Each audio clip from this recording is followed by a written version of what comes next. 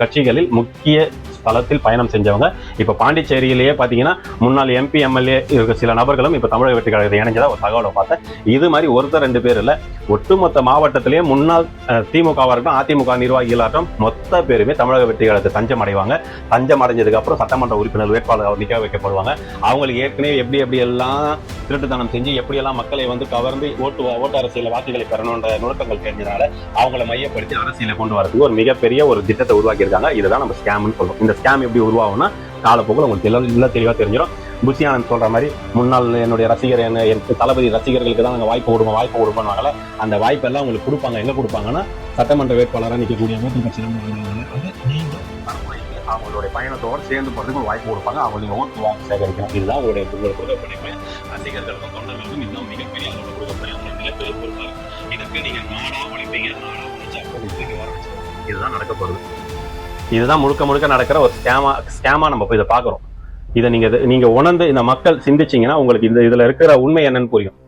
இந்த கட்சி எல்லாமே ஒரு ரசிகர் பட்டாளம் மட்டுமே கிடையாது. அதுக்கு பின்னாடி மிகப்பெரிய திராவிட பட்டாளம் உள்ள அடங்கி இருக்கு. அந்த மிகப்பெரிய திராவிட பட்டாளம் இன்னும் மிகப்பெரிய அளவுல இன்னும் மையம் கொள்ள போகுது. அது டிசம்பர் இறுதியில உங்களுக்கு முழுமையா தெரிஞ்சிடும். ஏன்னா ஒன்னொன்னா நடக்கும்போது தான் மக்கள் பார்வைக்கு பெருசா தெரியாது. ஒட்டுமொத்தமா ஒரே நேரத்தில் நடந்துச்சுன்னா அது கண்டிப்பா அவங்களுடைய ஸ்கேம்ல மாட்டிப்பாங்கன்னு தெரியும். அதனால பொறுமையா தான் பண்ணுவாங்க. அந்த மாதிரி விஷயங்கள் தான் இந்த ஊடகங்கள் பண்ணுது. திமுக அரசு அதுக்கு துணை நிற்கிறது. அது நமக்கு நல்லாவே தெரியும். அடுத்தபடியா நம்ம ஒண்ணு சொல்லிக்கணும். இருக்கிறதுலே கேடுகட்ட நபர் ஜெகதீச பாண்டியன் அவர்கள். நாமளும் அவரை பத்தி நம்ம விமர்சனம் வைக்க வேண்டாம். நம்ம கூட பயணம் பண்ண அண்ணன் எவ்வளவோ நாமளும் வந்துட்டு கடந்து போனாலும் அவருடைய எதிர்ப்பு வன்ம அரசியல்ன்றது ரொம்ப கீழ்த்தரமா இருக்கு. இது அண்ணன் வேல்முருகன் அவர்களே 2 நாள் 3 நாட்கள் முன்னாடி அண்ணன் பாலா அவர்களுடைய வலைவலியில போய் பேட்டி கொடுத்து தெளிவா சொல்லிட்டாரு. நான் சொன்னாலும் கேட்கல. அப்படி சொல்லாத நபர் எதுக்குன்னா நீங்க கூட வச்சிருக்கிறீங்க. நீங்க சொல்லல, நான் சொன்னாலும் கேட்க மாட்டாரு சொல்றீங்கல்ல. இவ்வளவு வன்மமா தொடர்ந்து பேசிக்கிட்டு இருக்காரு. அவரை நீங்க உங்க கட்சியில வச்சுக்கிட்டு நீங்க என்ன நினைக்கிறீங்க? திமுக கிட்ட இவர் பேசுறதை வச்சு நீங்க இன்னும் கூடுதலா 2 சீட்டு வாங்கி அவருக்கு ஒரு சீட்டு கொடுக்கலாம்னு நினைக்கிறீங்களா? எங்களுக்கு ஒன்றும் புரியல. அவர் அவ்வளவு பேசுறாரு. ஒண்ணு அவரை கட்சி நடவடிக்கை எடுத்து ஒண்ணு அப்புறப்படுத்துங்க. அவர் அப்புறப்படுத்தீங்கன்னா தமிழ் தேசிய சிந்தனையில இருக்கிறவங்க யாரும் வந்து அவர் பேசுறதை பொருட்படுத்த போறது இல்ல. ஆனா நீங்க உங்க கட்சியிலேயே கூடவே வச்சுக்கிட்டு அவர் பேசுறதுக்கு எல்லாத்துக்கும் நான் வந்துட்டு சொல்றேன் கேட்க மாட்டான்னு சொல்லி நீங்க சர்வசாதாரணமா சொல்லிட்டு போயிட்டா எல்லாம் ஏத்துக்க முடியுமா? உண்மையை சொல்லுங்க. இது எந்த அளவுக்கு வந்துட்டு நீங்க ஒரு ஊடகத்துல சொல்றீங்க, அதுக்கப்புறமும் அவர் வந்துட்டு வன்மமா பேசுறாரு. தம்பி இடுவாவன் கார்த்திக எவ்வளவு கீழ்த்தரமா பேசுறாரு. அவன் படிப்புல வந்துட்டு அவன் அரியர் வச்சுட்டு எங்க தஞ்சம் போறதுன்னு தெரியல, 3 வேளை உணவு கிடைக்குதுன்னு சொல்லிட்டு ராவணக்குடியில வந்து தஞ்சம் அடைஞ்சவன் சொல்றீங்க. அரசியலுக்காக தன்னுடைய இளம் வயதை அர்ப்பணிப்பு செஞ்சதுல ரொம்ப போற்றக்கூடியவன் இடும்பாவனன் கார்த்திக் தம்பி. என்னை பொறுத்த வரைக்கும் என்னுடைய சகோதரன். அவனுக்கு எப்படி சொல்றதுன்னா அவங்கிட்ட ஒரு மாண்பனை அதிகமா பார்த்திருக்கேன். யாரு போனாலும் மரியாதையா பேசக்கூடிய நபர். அப்படிப்பட்ட ஒரு நபரை எப்படி உங்களால பேச முடியுது எங்க ஒன்றும் புரியல. உண்மையாவே அவனை மாதிரி நான் இல்லையே, அவனை மாதிரி நம்ம களத்துல அந்த நேரத்துல கூட இல்லையன்ற வருத்தம் அதிகமா இருக்கும். அவனை பார்க்கும் போதெல்லாம் நம்மளுக்கு அவ்வளவு ஈர்ப்பா இருக்கும். இருந்தா இவனை மாதிரி இருக்கணும்னு சொல்லிட்டு அவனுக்கு கேவலமா பேசுறீங்க. எப்படி இதெல்லாம் புரியல. எப்படி இதுவும் எதுக்காக பேசுறீங்கன்னா இடும்பவன் கார்த்திக் அண்ணன் வேல்முருகனே ஒரு விமர்சனம் வச்சார் தான். ஏன்னா விமர்சனம் வச்சாருன்னா அதுக்கு முழுக்க காரணம் ஜெகதீச பாண்டியன் தான். அதுவும் இடும்பவன் கார்த்திக் தெளிவா சொல்லிட்டார். எனக்கு நேரடியா அண்ணன் மீது எதுவுமே கிடையாது, வேல்முருகன் மீது. இந்த நபர் அங்க போனதுக்கு அப்புறம் தான் இவர் பண்றதுக்கு எல்லாத்துக்குமே அவர் மௌனமா இருக்கும்போது எங்களுக்கு அந்த கோபம் ஆதங்கம் வரதானே செய்யும். அந்த ஆதங்கம் யாரா இருந்தாலும் வரும். இவ்வளவு கேவலமான நபரை நீங்க எதுக்குமே என்ன சொல்றதுன்னா நீங்களே அதை பதிவு பண்றீங்க. நாம் தமிழர் கட்சி வந்து வெளியே போறவங்க என் கட்சிக்கு போங்க, என் கட்சியில வெளியே நாம் தமிழர் கட்சி போங்க, வேற தமிழ் தேசிய அரசியல் போவாதீங்கன்னு சொல்றீங்கல்ல. அப்ப நீங்க என்ன பண்றீங்க? அங்க இருந்து கொண்டு வரதுக்கு இவரை வச்சு பயன்படுத்தி இவரை வச்சு ஒரு மண்ணும் வேலைக்கு ஆகாதுதான் நாங்க சொல்றோம். அண்ணன் வேல்முருகன் ஒண்ணுதான் சொல்றோம். இவர் மீது நீங்க நடவடிக்கை எடுத்து முதல்ல இவர் அப்புறப்படுத்தி தூக்கி எறிங்க. இப்படிப்பட்ட ஒரு கீழ்த்தரமான நபரை வச்சுக்கிட்டு எல்லாரையுமே வன்மமா பேசிக்கிட்டு பணம் வாங்கினாருன்னு சொல்லிட்டு அவதூற பரப்பிக்கிட்டு பணம் வாங்கினாருன்னு 21ல பணம் வாங்கினாருன்னு சொல்ற ஜெகதீச பாண்டியன் என்ன புடிங்கிட்டு இருந்தீங்க அந்த 21ல? அந்த நேரத்தை நீங்களும் களத்துல இருந்தீங்களா? 2019 களத்துல இருந்தீங்களா? அப்ப என்ன புடிங்கிட்டு இருந்தீங்க? அப்பனா நீங்க சேலத்துல நின்று அந்த தொகுதியில் அப்ப நீங்க பணம் வாங்கினீங்க, நீங்க ஒத்துக்கிறீங்களா?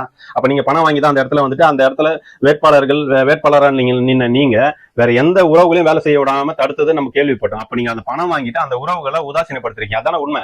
அப்ப பணம் வாங்கின நபர் நாம் தமிழர் கட்சியில ஒருத்தர் இருக்கிறான்னா அது ஜெகதீச பாண்டியனா தான் இருக்கும்.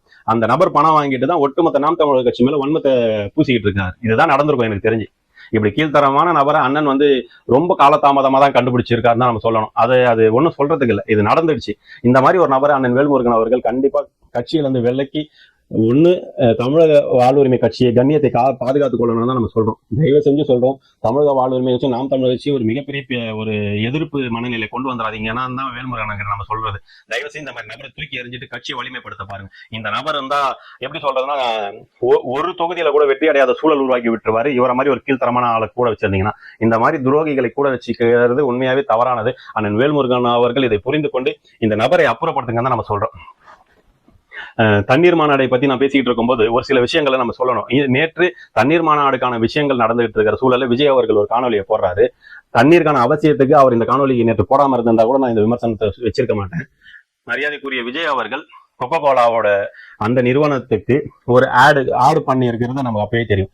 அதனாலே கொக்கோ கோலா கம்பெனி எப்படி சொல்றதுன்னா தமிழகத்துல கொஞ்சம் நல்லா ஃபேமஸ் ஆச்சுன்னு கூட சொல்லலாம். ஏன்னா ஒரு நடிகர் கொக்கு கொலா குடிடான்னு சொல்லிட்டு ஒரு அந்த தோரணையில அந்த காலகட்டத்தில் அந்த பாட்டு வந்து ஒரு ஃபேமஸா இருந்தது. அந்த நிறுவனம் அன்றைய காலகட்டத்திலேயே நம்மளுடைய தமிழகத்தை சார்ந்த தாமிரபரணி அந்த மாதிரி பகுதியில் இருக்க அந்த நிறுவனம் தண்ணீரை எடுத்து தான் நம்ம கொக்கோகோலா கம்பெனியை கொடுக்குது. அந்த கம்பெனிக்கு எப்படி சொல்றதுன்னா ஒரு நாளைக்கு பல லட்சம் லிட்டர் தண்ணிகளை எடுத்து அந்த நிறுவனம் பண்ணிட்டு இருந்தது. அப்பவே ஆதரவா இருந்தவர் தான் விஜய். அப்போ விஜய்க்கு தெரியாதா தண்ணீர் முக்கிய அவசியம், இதெல்லாம் இந்த மாதிரி ஆட்லாம் நடிக்கக்கூடாதுன்னு சொல்லிட்டு. இன்னொன்னு பாத்தீங்கன்னா மரியாதைக்குரிய துணை முதல்வர் உதயநிதி ஸ்டாலின் அவர்கள் பீர் கம்பெனி SMJன்னு சொல்லிட்டு அந்த நிறுவனத்தோட ஸ்டிக்கர் ஒட்டின அதை வச்சுட்டு மேட்ச் பார்க்க டிஷர்ட் போட்டு வந்திருப்பாரு. அவருக்கு தெரியாத மக்களின் நலனை காக்கும் துணை முதல்வர் அவர்களுக்கு இது வந்துட்டு மக்கள் பார்வைக்கு போச்சா தவறா இருக்கும், நாமளே ஒரு இளைஞர்களை தவறான வழிகாட்டுதல் செய்வோம். அந்த ஒரு எப்படி சொல்றதுன்னா ஒரு பீர் கம்பெனியோட இதை போட்டு அவர் நிக்கிறாரு. மக்கள் கிட்ட உண்மையாவே சொல்றேன், இவங்க எல்லாமே ஒரு போலியான ஒரு அரசியல் மையத்துலதான் இருக்காங்களே தவிர இவங்க மக்கள் நலனுக்காக இல்லை. இவங்களுக்கு தேவை என்னன்னா அதிகாரத்துல இருக்கணும், அதிகாரத்துல இருந்து நாம தான் எல்லாத்தையுமே வழி நடத்தணும், நாம எல்லாத்தையுமே அடைஞ்சணும், அரசின் சொத்தை சூறையாடணும். இதுதான் இந்த நோக்கத்துல தான் வராங்கன்ற மாதிரி தான் நமக்கு தெரியுது. நம்ம இந்த மக்கள் நீங்க தான் சிந்திக்கணும். 15 ஆண்டு காலமா ஒரு மனிதர் ஒரு காலத்துல நிக்கிறாருன்னா நாம அதை கொஞ்சம் சிந்திக்கணும். தண்ணீர் மாநாடுன்னு சொல்லிட்டுல மரங்களின் மாநாடு, இதை சிந்திச்சு பாருங்க. அந்த மரங்களின் அவசியம் என்ன இருக்குது. தண்ணீர் மாநாடு, மலைகளின் மாநாடு, ஆடு மாடு மேய்ச்சல் நில மாநாடு, இது எல்லாமே மக்கள் நலனுக்காக மட்டும் சொல்ல முடியாது, அனைத்து உயிர்களுக்குமானது. நீரின்றி அமையாத உலகு, அதோட வார்த்தையோட அளவுகளே இந்த தண்ணீர் மாநாடுல அண்ணன் பல விஷயங்களை பேசியிருப்பார். இது எல்லாமே மடைமாற்று வேலையை தான் ஊடகங்கள் செய்யுது. நேற்று இன்னும் பாத்தீங்கன்னா அண்ணன் சாட்டை துரைமுருகன் வீடு முற்றுகை. எதுக்குன்னு பாத்தீங்கன்னா ஐயா தினகரன் அவர் இழிவா பேசிட்டாரு, அதனால முற்றுகை. இங்க என்ன விஷயம் நடந்துட்டு இருக்கு, ஊடகங்கள் எதை மையப்படுத்தி காட்டிட்டு இருக்கு, எல்லாத்தையுமே மடைமாற்ற வேலை. எல்லா செய்திகளை போல தண்ணீர் மாநாடும் ஒரு செய்தி ஆயிடணும், இது ஒரு மிகப்பெரிய செய்தியா மக்கள் மனசுல தெரிஞ்சிடக்கூடாது. இது அவ்வளவு மடைமாற்ற வேலை செய்யும் போது தான் நமக்கு இந்த ஊடகங்கள் மீது அதிருப்தி அதிகமா இருக்கு. ஊடகங்கள் கொஞ்சமாவது ஒரு தன்னலமற்று மக்கள் நலனுக்காக கொஞ்சம் நிக்கணும்னு தான் நம்ம சொல்ல வரோம். அதே போல பாத்தீங்கன்னா போத்தீஸ்ல பணிபுரிகிற சகோதரிகள் பணிகளை முடித்துவிட்டு போற நேரத்துல ஒரு ஊடகம் போய் ஒரு செய்தி சேகரிக்குது, விஜய் அவர்கள் அரசியலுக்கு வர்றது உங்களுக்கு எப்படி அப்படின்னு சொல்லிட்டு அவங்க தெளிவா தெரியுது, அவர் ரசிகையா இருக்காங்க போல, அவங்க விஜய்க்கு ஆதரவுன்னு சொல்றாங்க. அதுக்கப்புறம் சொல்லிட்டு அவர் தான் வரணுன்றாங்க.